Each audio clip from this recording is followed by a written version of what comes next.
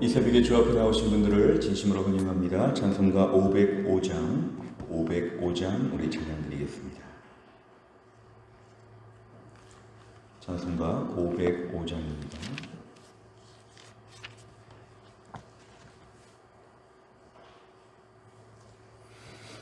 찬송가 505장입니다.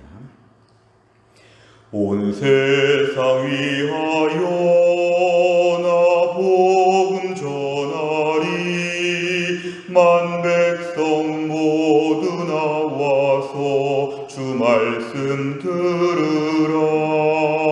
죄 중에 빠져서 헤매는 자들아, 주님의 음성 듣고서 너 구원받으라. 전하고 기도해 매일 증인 되리라. 세상 모든 사람 다 듣고 그 사랑 알도록 온 세상 위하여 이 복음 전하리. 저 죄인 회개하고서 주 예수 믿으라. 이 세상 구하려 주 돌아가신 곳 나 증거하지 않으면 그 사랑 모르리. 전하고 기도해 매일 증인 되리라. 세상 모든 사람 다 듣고 그 사랑 알도록 온 세상 위하여 주 은혜 임하니. 주 예수 이름 힘입어 이 복음 전하자. 먼 곳에 나가서 전하지 못해도 나 어느 곳에 있든지 늘 기도 힘쓰리.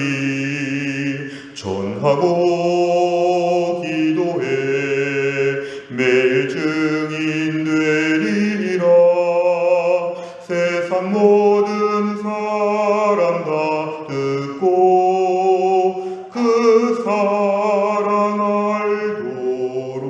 알도록. 아멘. 하나님 말씀은 로마서 16장입니다.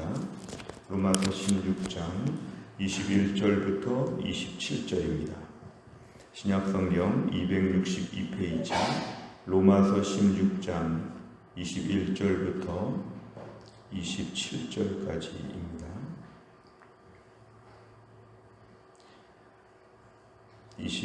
21절부터 27절까지의 말씀 저 한 절씩 교독하겠습니다. 나의 동역자 디모데와 나의 친척 누기오와 야손과 소시바더가 너희에게 문안하느니라. 이 편지를 기록하는 나 더디오도 주 안에서 너희에게 문안하노라. 나와 온 교회를 돌보아주는 가이오도 너희에게 문안하고 이 성의 재무관 에라스도와 형제 구아도도 너희에게 문안하느니라. 나의 복음과 예수 그리스도를 전파함은 영세전부터 감추어졌다가 이제는 나타내신 바 되었으며 영원하신 하나님의 명을 따라 선지자들의 글로 말미암아 모든 민족이 믿어 순종하게 하시려고 알게 하신 바 그 신비의 계시를 따라 된 것이니 이 복음으로 너희를 능히 견고하게 하실 지혜로우신 하나님께 예수 그리스도로 말미암아 영광이 세세 무궁하도록 있을지어다. 아멘. 오늘은 저희가 로마서 16장 전체의 맨 마지막 말씀을 함께 묵상하도록 하겠습니다. 오늘 본문은 특별히 둘로 나눌 수가 있습니다. 21절부터 23절까지를 먼저 한 구절로 좀 나눠 본다면, 이제 바울 곁에 있는 사람들, 지금 고린도에서 바울과 함께 지내고 있는 사람들도 로마 교회의 안부를 전한다 이렇게 얘기합니다. 21절에 보니까 동역자 디모데, 사실 디모데는 사도 바울이 아들이라고 표현할 정도로 나이 차이도 많이 나고 여러 가지로 굉장히 까마득한 후배와 같은 그러한 존재였지만, 오늘 사도 바울은 이 아들 같은 디모데를 놓고 동역자라고 이렇게 얘기합니다. 나이에 많고 적음과 관계없이 주를 위해서 같이 일하는 사람들은 모두가 다 동역자라는 것입니다. 이 동역자라는 말의 뜻은 같은 일을 위해 힘쓰는 사람이다. 그리고 나이는 어리지만 존중한다 이것입니다. 교회 안에서도 나이가 많던 적던 주를 위해 일하는 사람들은 다 동역자들이고 또 서로 존중해야 됨을 우리에게 알려줍니다. 21절에 보니까 사도 바울의 친척이라고 소개가 된 누기오, 야손, 소시바더 이런 사람들도 바울과 함께 있는데 로마 교회에게 문안을 한다, 안부를 같이 여쭙고 있다. 22절에 보니까 로마서를 오늘 기록한 대피라는 사람이 있는데 더디오라고 하는 사람도 함께 안부를 묻고 있다. 23절에 보니까 나와 온 교회를 돌보아주는 가이오, 이 가이오도 문안하고 이 성의 재무관 에라스도 구아도도 문안한다. 그러니까 바울 주변에는 항상 동역자들이 가득하였습니다. 바울 혼자 외롭게 일하는 것처럼 보였지만 하나님은 바울이 힘들까봐 바울의 주변에 다양한 동역자, 협력자들을 세우셔서 바울의 일을 같이 하게 하셨다는 것을 우리가 알 수 있습니다. 오늘 25절부터 보면 이제 복음에 대한 얘기를 하면서 이 모든 긴 글을 마무리하고 있습니다. 나의 복음과 내가 전한 복음, 내가 믿고 있는 복음, 내가 의지하는 복음, 나의 복음과 예수 그리스도를 전파하는 이 두 가지 사실, 이것은 영세전부터, 영원한 전부터, 창세전부터 감추어졌다가 나타냈다. 이게 계시라고 합니다. 감추어졌다가 나타냈는데 하나님이 모두가 아니라 일부에게 하나님 보여주신 특별한 비밀 같은 것, 그래서 이 감추어졌다가 나타내 주신 것에 대하여 믿고 따르는 게 특별한 은혜입니다.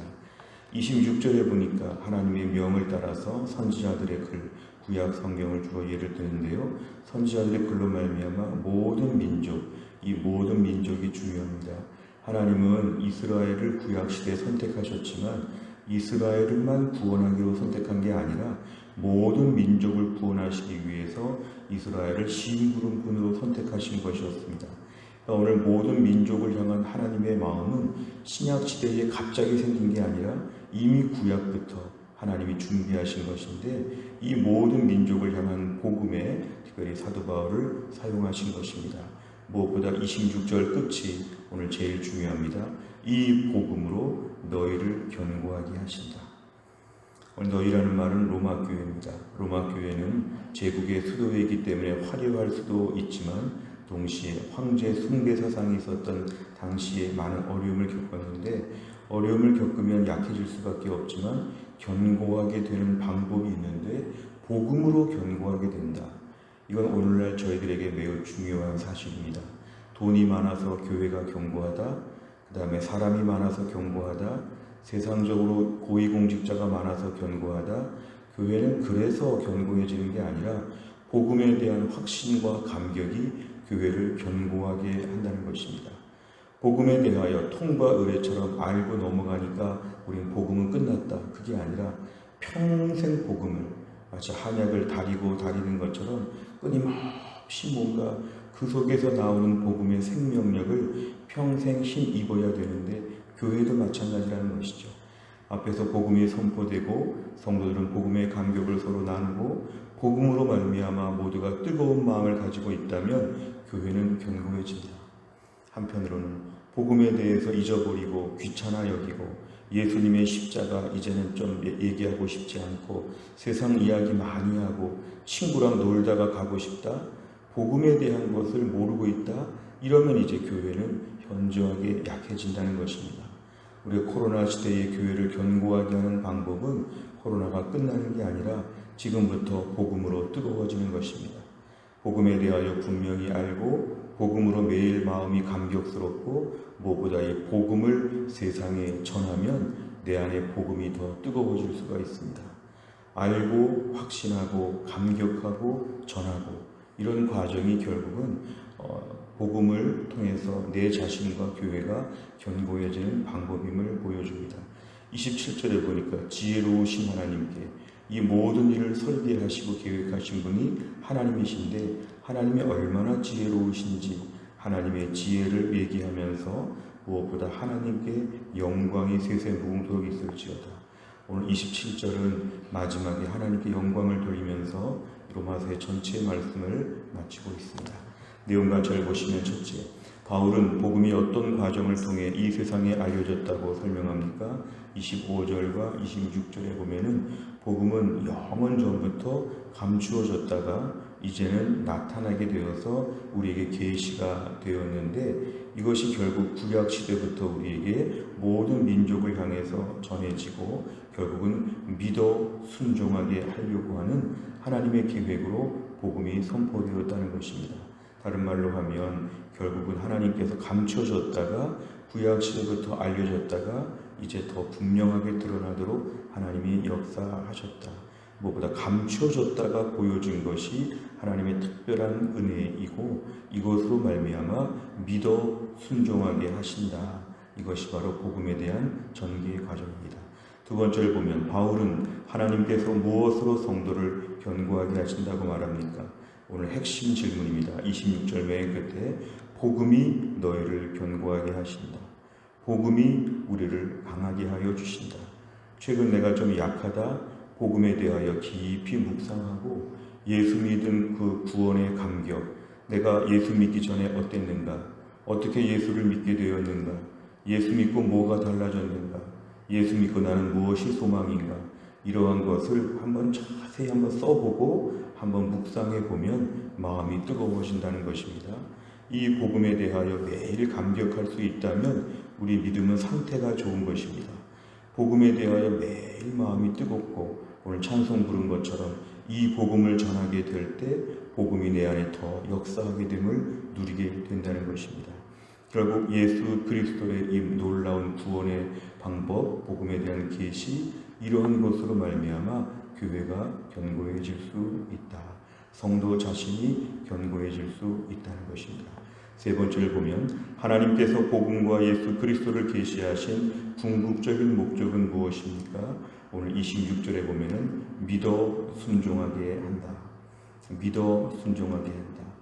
복음을 전하는 궁극적인 목적은 모든 민족이 믿어 순종하게 한다. 사실 모든 민족이 구원을 받고 복을 받는다. 이렇게 말할 수도 있지만 하나님 차원에서 보면 믿어 순종하게 하는 게 원칙입니다.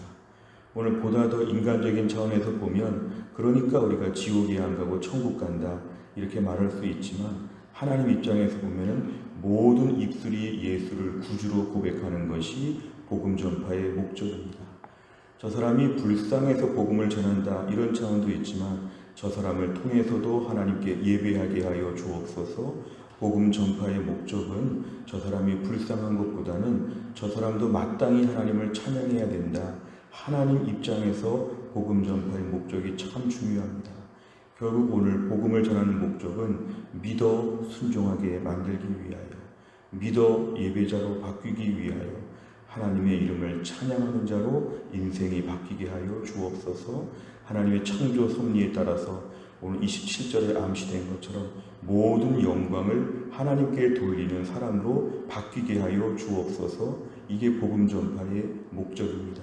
오늘 그래서 이렇게 모든 민족에게 복음을 전하기 위해서 사도 바울이 계속 수고를 많이 감당한 것입니다.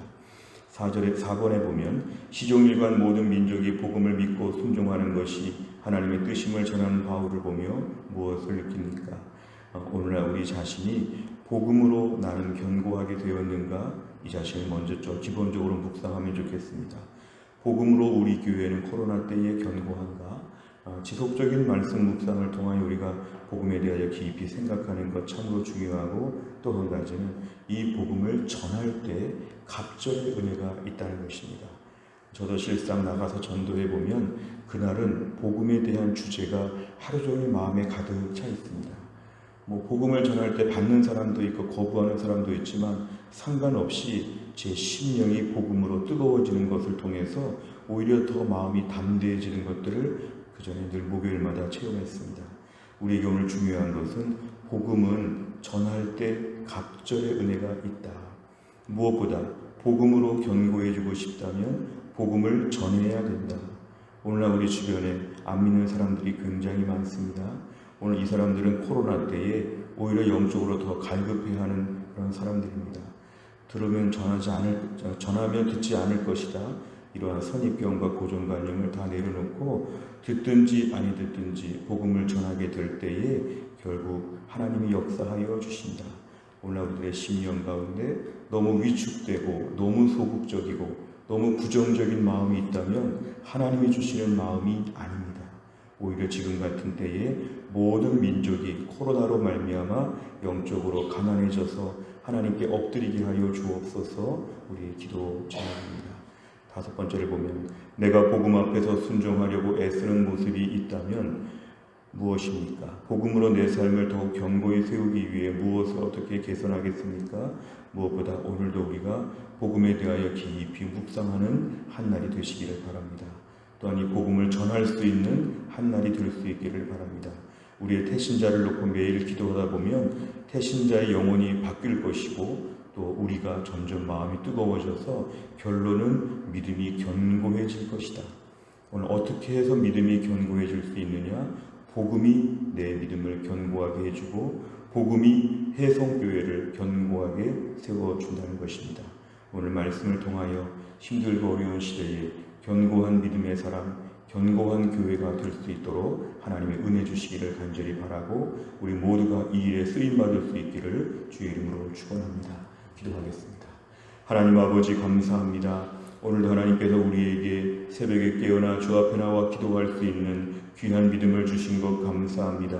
무엇보다 오늘의 말씀을 통하여서 복음에 대하여 우리에게 다시 한번 가르쳐 주신 하나님 아버지, 복음으로 우리가 견고하게 된다고 말씀하셨습니다.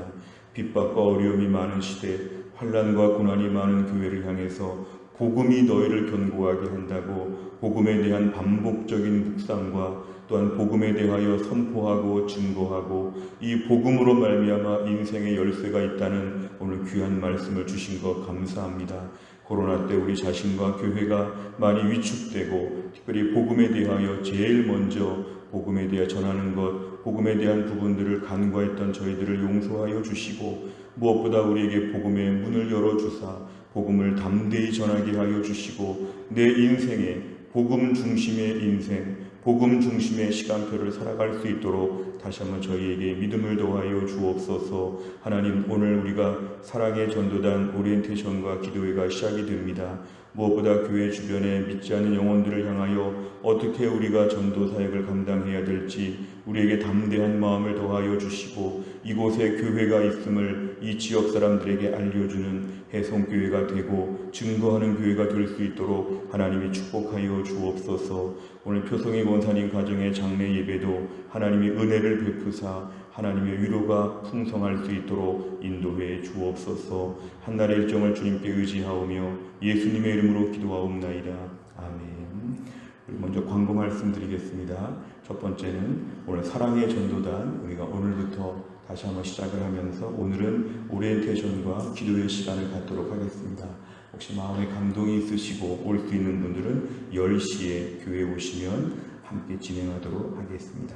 또 한 가지는 어제 문자로 알려드렸습니다만 표성희 권사님의 아버님께서 어제 주님의 부르심을 받으셨습니다.